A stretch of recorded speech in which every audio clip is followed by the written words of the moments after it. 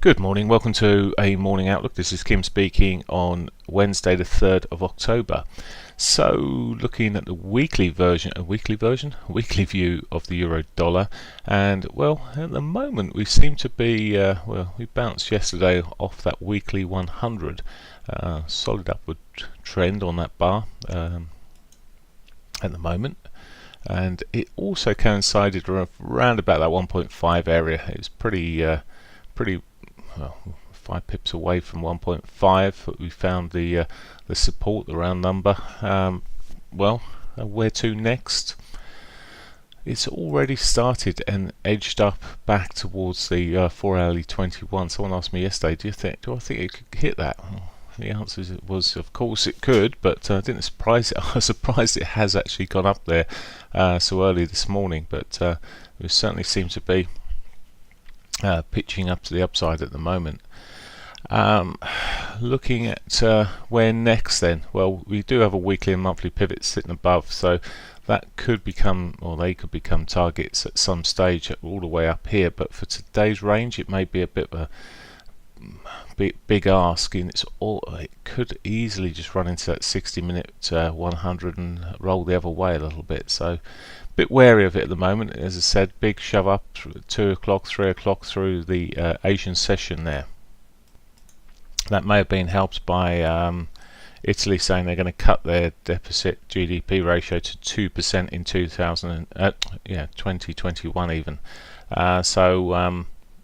It may have pleased some at least.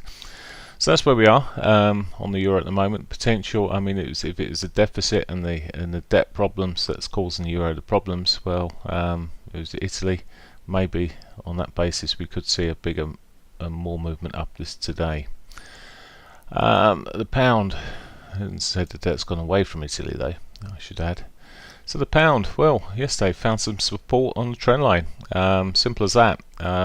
Hadn't broken quite as bearish as the euro has, but all the same, it's seeing a little bit of a bounce as well. It's been drawn up there. Can't see anything significant that's come out through the Asian session to give the pound much in the way of fuel to move up, but all the same, seems to be following suit at the moment. So where to? Well, that monthly pivot is a potential. It's been sitting around the daily pivot there. The R1's just tucked underneath that monthly pivot, so could well move back towards that sort of zone if it continues to the upside. It's got to break that 60-minute 50 first, though. It'd be interesting to see how it reacts. Last time it was in a thin old market through the Asian session there, but reacted and sold off. So it'd be interesting to see how it reacts this time. If it can push through, well, then the monthly pivot becomes positive and possible. A break of, there's a trend across the lows here. If a break of that, well, then it suggests more weakness and maybe even a retest of yesterday's lows, maybe the S1 there. Of course, for the pound, the risk is certainly sitting there. We have got, I should say, on the pound this morning at 9:30 services PMI, so we'll see how it runs, but any weakness in that could see the pound drop quite a bit, and vice versa. Dollar yen, so come out to the dailies here. Yesterday, well, it's sort of strengthening yesterday, early morning. It was strengthening on the base of risk on, by look, or risk off should I say, and money going back into safe havens. It is heading, or has been heading back to that weekly pivot, but obviously couldn't do it yesterday, and it did bounce in the afternoon when the or late morning when the euro and the pound started moving up. It too moved up a bit, but it should be inverse, but it seems to be working with a lot of the time at the moment.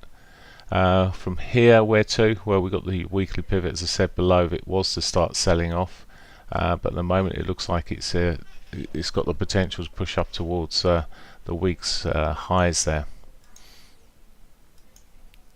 Aussie dollar. Well, big bearish bar yesterday.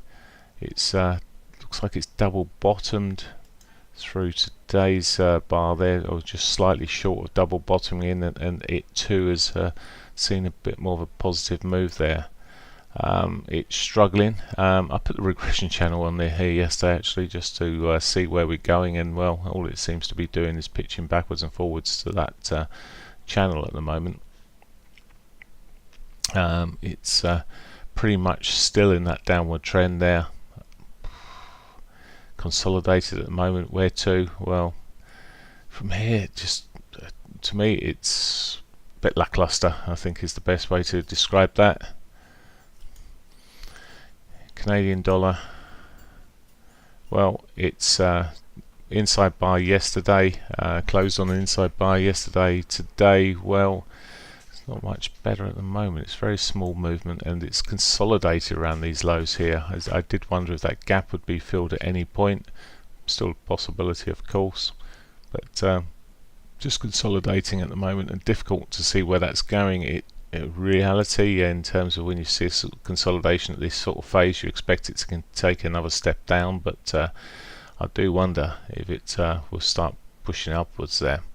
That's pretty much it. News-wise today, as I mentioned, PMI services PMI, the most important data for the UK at 9:30 there. Then we've got the ADP figures coming out at 1:15, and then the US equivalent of the services PMI, non-manufacturing PMI, at 3 o'clock. Couple of speakers, 7:15. It's after we've probably well and truly finished, and 9 o'clock actually. The Fed chair, so FOMC speakers all the way through from 7 o'clock. So they could bring some cheers to the market, or not, as the case may be.